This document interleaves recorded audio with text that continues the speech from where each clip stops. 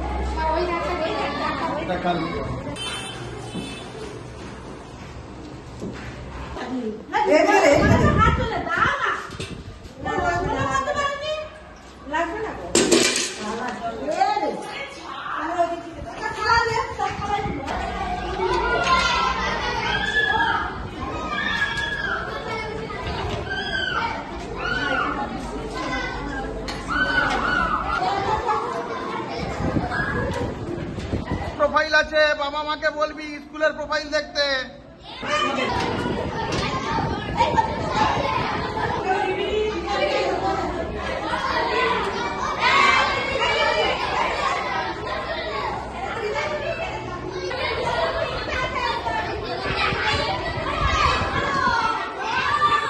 তালের বড়া খেয়েছিস?